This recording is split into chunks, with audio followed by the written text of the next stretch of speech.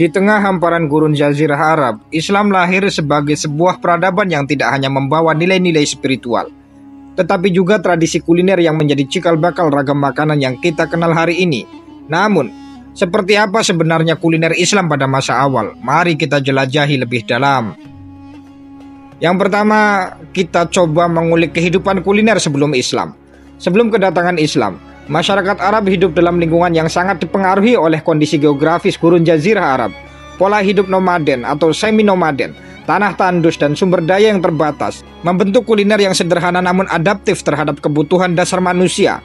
Mari kita telaah lebih jauh bagaimana mereka bertahan hidup melalui makanan.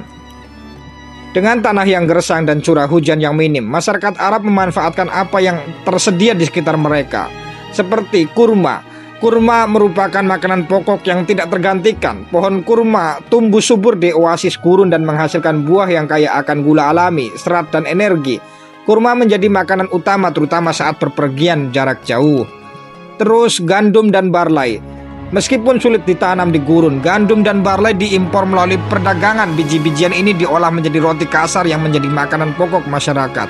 Ada juga daging unta dan kambing. Unta dan kambing bukan hanya alat transportasi atau sumber susu, tetapi juga menjadi sumber utama daging. Unta khususnya dihargai tinggi karena ketahanannya di gurun. Dagingnya dimasak menjadi sup atau dipanggang. Susu dan produk olahan lainnya. Susu dari unta dan kambing dikonsumsi segar atau diolah menjadi yogurt, keju dan mentega. Produk-produk ini lebih awet dan praktis untuk masyarakat yang sering berpindah. Pada saat itu, teknik memasak masyarakat Arab sebelum Islam mencerminkan kesederhanaan dan keterbatasan peralatan. Makanan sering dimasak di atas api terbuka, daging dipanggang langsung di atas bara atau direbus dalam periuk sederhana. Di lingkungan yang panas, pengeringan adalah cara utama untuk mengawetkan makanan seperti daging yang dijadikan dendeng dan kurma yang dikeringkan untuk perjalanan panjang.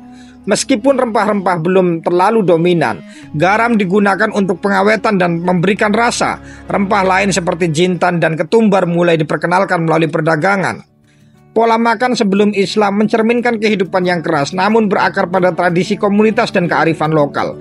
Dalam budaya Baduy, berbagi makanan adalah simbol kehormatan. Seorang tamu harus disuguhi makanan terbaik sebagai bentuk keramahan, bahkan jika itu berarti memberi makanan terakhir yang dimiliki. Meskipun Jazirah Arab sendiri memiliki sumber daya terbatas, lokasinya yang strategis menjadikannya pusat perdagangan yang memperkaya budaya kuliner. Jalur perdagangan membawa rempah-rempah seperti lada, kunyit, dan kayu manis ke Jazirah Arab. Rempah-rempah ini mulai digunakan oleh kalangan kaya karena harganya yang mahal. Impor biji-bijian seperti gandum dan lentil dari Levan membantu masyarakat Arab melengkapi kebutuhan pangan mereka. Kehidupan kuliner sebelum Islam adalah cermin adaptasi terhadap lingkungan yang keras dan keterbatasan sumber daya. Kesederhanaan dan kebersahajaan makanan mereka menjadi fondasi yang kuat bagi tradisi kuliner Islam, yang kemudian berkembang seiring dengan meluasnya peradaban Islam ke berbagai belahan dunia. Tanpa kita sadari, banyak elemen dari tradisi kuliner pra-Islam yang tetap menjadi bagian integral dari budaya kuliner Muslim hingga saat ini. Lalu masuk ke transformasi kuliner setelah Islam.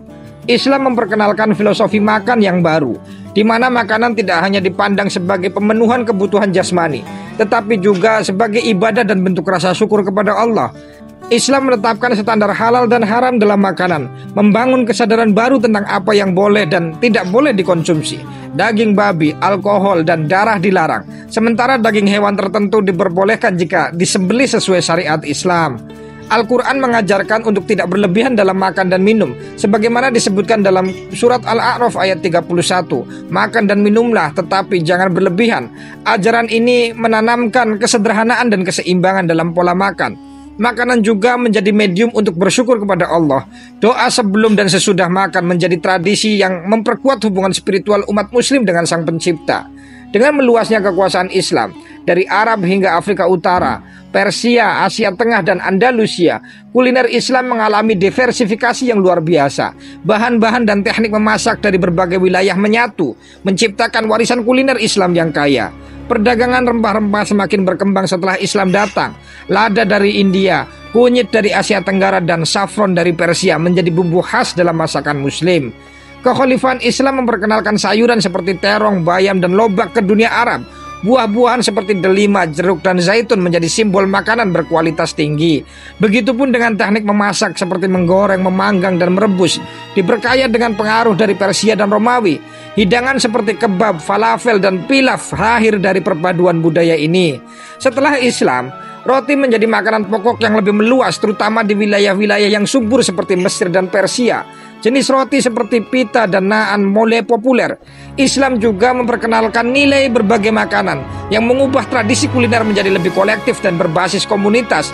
Dalam Islam juga ada tradisi berbuka puasa bersama, khususnya di bulan puasa Ramadan, di mana keluarga, tetangga, dan komunitas berkumpul untuk menikmati hidangan sederhana namun penuh berkah. Tradisi memberi makan fakir miskin di bulan Ramadan dan perayaan Idul Adha adalah contoh nyata bagaimana kuliner menjadi sarana ibadah dan solidaritas sosial. Kegiatan keagamaan seperti majelis ilmu dan majelis zikir sering diiringi dengan penyajian makanan. Tradisi ini memperkuat hubungan spiritual dan sosial. Sekarang kita masuk pada pusat kuliner dalam kekhalifahan Islam. Dengan berkembangnya kekhalifahan Islam, kota-kota besar seperti Baghdad, Damaskus, dan Cordoba menjadi pusat inovasi kuliner. Baghdad disebut sebagai kota 1001 rasa. Di era kekhalifahan Abbasiyah, Baghdad menjadi pusat gastronomi dunia. Buku masak pertama dalam sejarah Islam, Kitab Al-Tabih karya Ibnu Sayyar Al-Warraq, ditulis di Baghdad dan mencatat ratusan resep dari berbagai wilayah kekhalifahan. Di Cordoba, perpaduan antara timur dan barat. Di Andalusia, kuliner Islam menyerap pengaruh Eropa dan menghasilkan hidangan seperti paella versi awal yang kemudian dikenal sebagai pilaf di dunia muslim. Lalu di Damaskus dan Aleppo, wilayah Syam menjadi terkenal dengan masakan berbasis daging dan rempah seperti kebab dan sup lentil. Beberapa hidangan menjadi identik dengan tradisi Islam, baik karena ajaran agama maupun inovasi budaya seperti harira. Sup lentil dan kacang khas Maroko ini sering disajikan sebagai menu berbuka puasa di bulan Ramadan. Terus biryani, hidangan nasi berbumbu ini adalah contoh pengaruh Persia dan India yang berkembang di dunia Islam. Lalu ada juga rendang. Di Asia Tenggara, hidangan seperti rendang menjadi simbol warisan kuliner Islam yang diperkaya dengan bumbu lokal. Ada juga halwa, hidangan penutup berbahan dasar tepung, gula, dan minyak ini menjadi populer di seluruh dunia Islam dan Timur Tengah hingga Asia Selatan. Transformasi kuliner setelah Islam menciptakan tradisi makanan yang tidak hanya kaya rasa, tetapi juga penuh makna. Dari nilai spiritual, inovasi teknik memasak, hingga keberagaman bahan, Islam membawa dimensi baru dalam cara manusia memandang makanan. Kuliner menjadi sarana ibadah, budaya, dan simbol peradaban yang berkelanjutan hingga hari ini.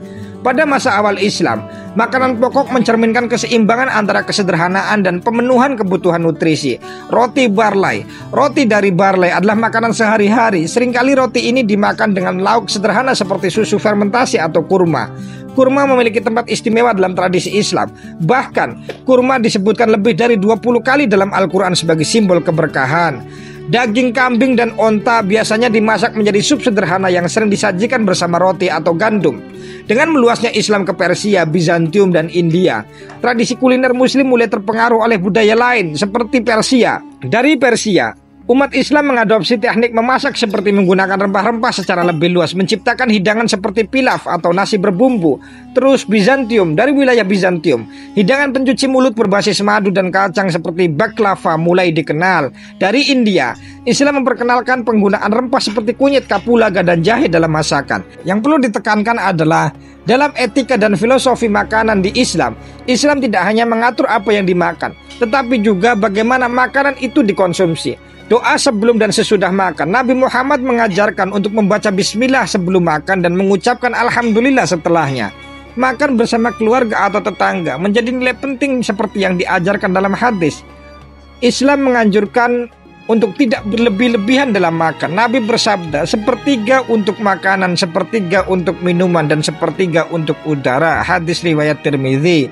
Jika kita menengok pada saat ini, jejak kuliner Islam awal masih dapat dirasakan hingga hari ini. Tradisi berbuka puasa dengan kurma, penggunaan rempah dalam masakan, hingga hidangan seperti torit dan baklava adalah bukti bagaimana Islam mempengaruhi dunia kuliner. Dalam tema ini ada pertanyaan yang cukup menggelintik antara kaitan Islam dan kuliner atau kaitan agama dan kuliner. Pertanyaan pertama adalah, apakah makanan erat kaitannya dengan agama? Makanan memang memiliki kaitan erat dengan agama, karena agama seringkali memberikan panduan mengenai apa yang boleh dan tidak boleh dimakan. Panduan ini tidak hanya berkaitan dengan kesehatan fisik, tetapi juga memiliki dimensi spiritual dan sosial. Contoh, dalam Islam ada konsep halal dan haram. Dalam Yudaisme ada aturan kosher. Dalam Hinduisme banyak penganutnya menghindari daging sapi karena dianggap suci. Dalam Buddhisme beberapa sekte menganut vegetarianisme sebagai bentuk welas asih terhadap makhluk hidup. Atau makanan ini mencerminkan nilai-nilai inti agama seperti kesucian, keadilan, dan penghormatan terhadap kehidupan. Pertanyaan kedua adalah, apakah makanan memiliki agama? Secara harfiah, makanan tidak memiliki agama. Sebuah apel, gandum, atau daging sapi adalah produk alam tanpa atribut keagamaan. Namun, makanan dapat diberi makna religius oleh manusia melalui praktek, tradisi, dan simbolisme. Contoh, kurma dianggap istimewa dalam Islam karena Nabi Muhammad sering mengonsumsinya, terutama saat berbuka puasa. Roti dan anggur memiliki makna sakral dalam tradisi Kristen karena penggunaannya dalam ekaristi. Ghee, minyak samin, dan susu memiliki nilai spiritual dalam ritual Hindu. Pertanyaan ketiga, kenapa makanan sering identik dengan agama? Ada beberapa alasan mengapa makanan sering dikaitkan dengan agama. Yang pertama, simbolisme ritual. Makanan sering digunakan dalam ritual keagamaan untuk menyampaikan pesan spiritual atau menciptakan pengalaman sakral. Misalnya, dalam Islam, kurban hewan pada Idul Adha melambangkan ketaatan Nabi Ibrahim. Dalam Hindu, prasadam, makanan yang dipersembahkan kepada dewa dianggap membawa berkah.